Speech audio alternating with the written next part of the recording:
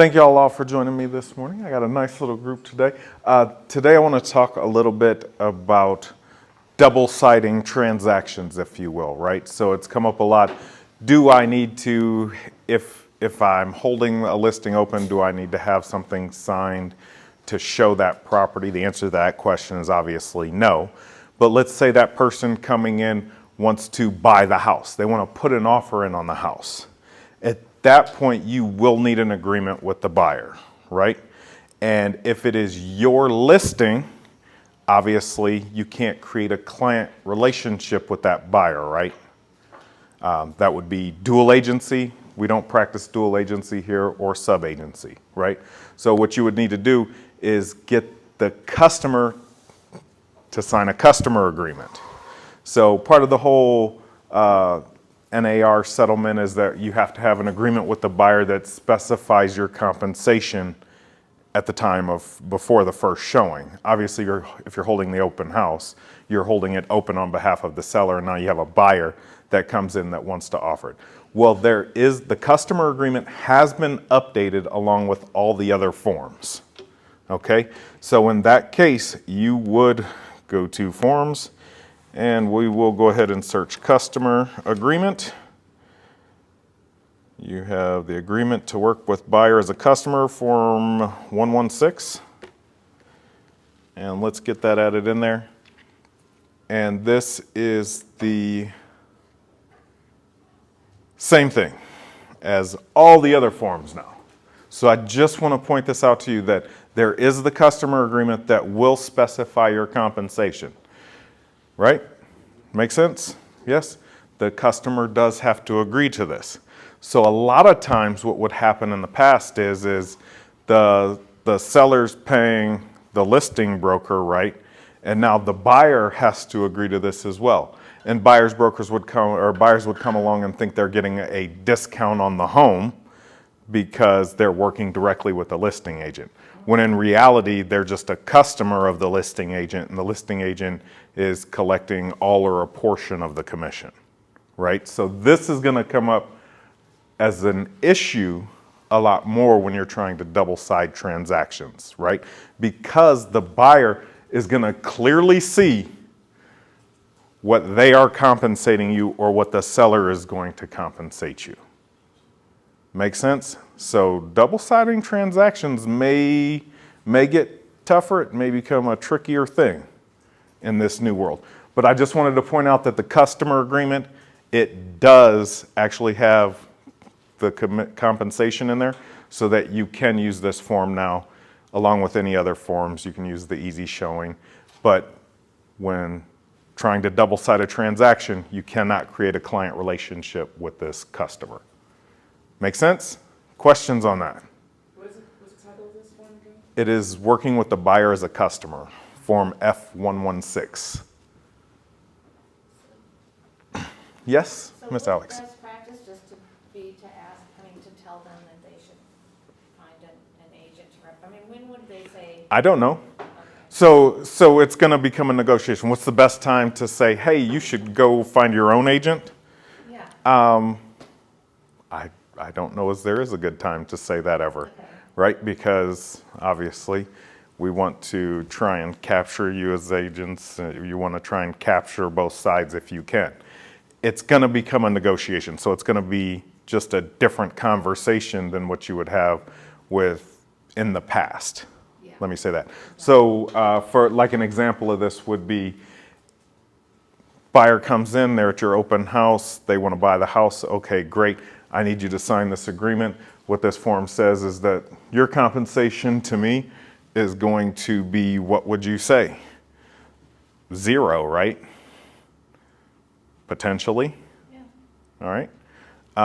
Because you as the listing agent already know what the seller's willing to pay a buyer's broker, right? But then it'll say 3%.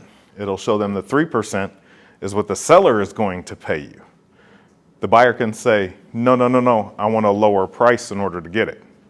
That may be an instance where you would say, okay, well, I don't work for free, right?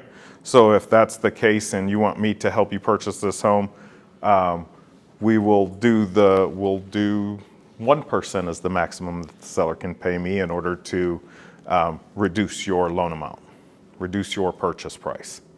I mean, there's a million different ways, scenarios that could come up in that, and that is just repetitively doing it, being in here in the morning practice sessions, doing that stuff. I guess it's the words, want me to help you purchase this home, like, if they're your customer,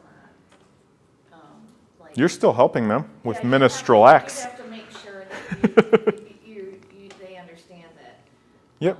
Yeah. A good thing to send out with this form, working with buyers as customers, is the ABCs of agency flyer so that they understand. And when somebody's filling out this form, if they read through it, I mean, it clearly states that, buyer hereby agrees, help with locating, suiting the buyer's need.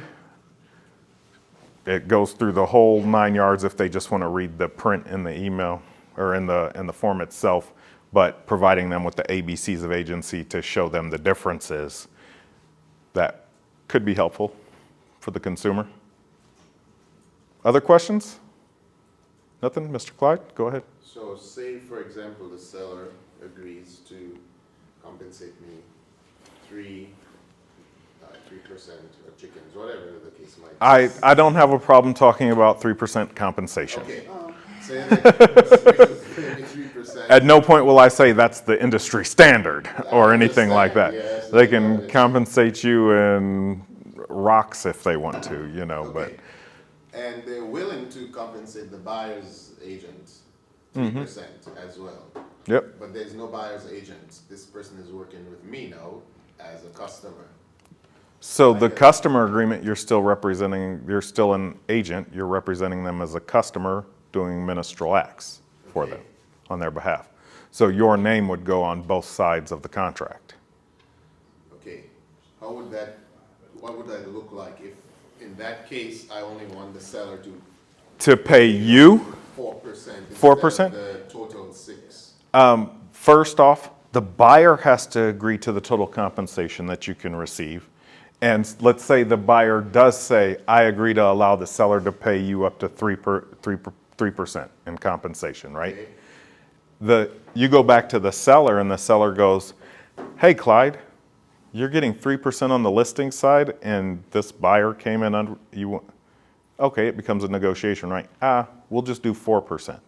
Would that work for you, Mr. Seller? Oh, that'd be great. I mean, I can go down, I don't do scenarios, all that, but that is one of the things, like, it could come up. The seller may go, well, you're not really their agent, are you? No, I'm just helping them fill out the forms. For that, I charge 1%. Does that make sense? Yeah. So So how would that look on this? how would that look on this?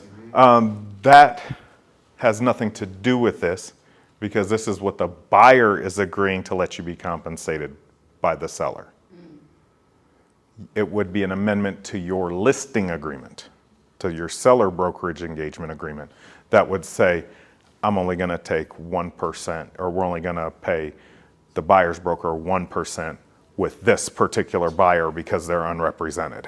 So you can do an amendment to the listing agreement, or, I mean, it's your seller, so in most instances, an email is sufficient to say, I'm only going to charge 1% on the buy side of this transaction. I'll still make the 3% on the listing side. So it's a total of 4 to you, Mr. Seller, instead of a total of 6. Okay. And then you just make sure your instructions to the closing attorney is completed properly and you're good to go. Make sense? Yeah. All right. Other questions? No?